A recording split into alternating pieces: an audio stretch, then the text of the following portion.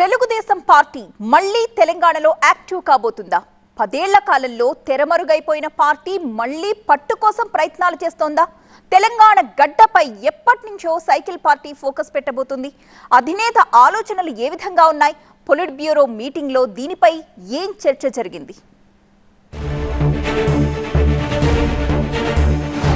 తమ్ముళ్ళు రెడీనా? జెండా ఎగరేద్దామా? తెలంగాణపై టీడీపీ ఫోకస్. పార్టీ జెండా ఎగరక 10 ఏళ్లైంది. దశాబ్ద కాలంగా తెలంగాణ రాజకీయాలకు దూరంగా ఉంటూ వచ్చిన తెలుగుదేశం పార్టీ ఇకపై తెలంగాణ గడ్డపై కూడా ఫోకస్ పెట్టాలని భావిస్తోంది. అమరావతి వేదికగా జరిగిన టీడీపీ పాలిట్ బ్యూరో సమావేశంలో ఈ అంశం కూడా చర్చకొచ్చింది. తెలంగాణలో ఇప్పటికే 10% పైగా ఓటు బ్యాంక్ టీడీపీకి ఉండడంతో పార్టీని పక్క రాష్ట్రంలో కూడా యాక్టివ్ చేయాలి అన్న నిర్ణయానికి వచ్చింది అధినాయకత్వం. తెలంగాణలో టీడీపీకి పూర్వ వైభవం తీసుకురావాలని తీర్మానించారు. టీడీపీ అధినేత ఒకవేళ తెలంగాణపై ఫోకస్ పెడితే ఎక్కడి నుంచి ఎప్పటి నుంచి రంగంలోకి దిగుతారు అనేది ఆసక్తికరంగా మారింది. గ్రామ స్థాయిలో టీడీపీ కేడర్ అంతా బీఆర్ఎస్, కాంగ్రెస్ పార్టీల వైపు మళ్లడంతో వచ్చే స్థానిక సంస్థల ఎన్నికల్లోపు పార్టీని తిరిగి తెలంగాణలో యాక్టివ్ చేయాలని చూస్తున్నారు.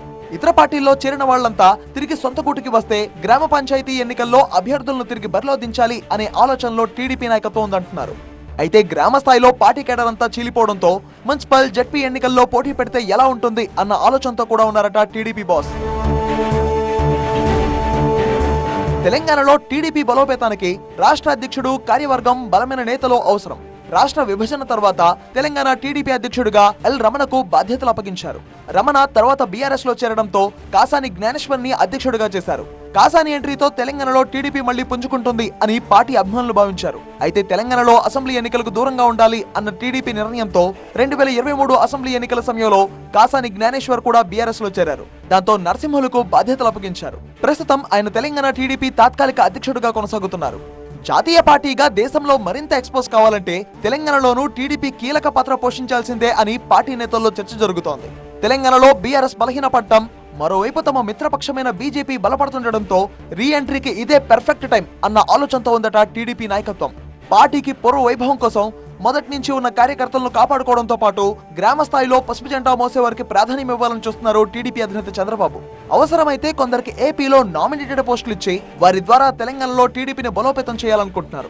ఏపీలో అధికారం చేపట్టాక ఎన్టీఆర్ ట్రస్ట్ భవన్ కు వచ్చిన చంద్రబాబు ఇక్కడి నేతలతో ప్రత్యేకంగా సమావేశమయ్యారు.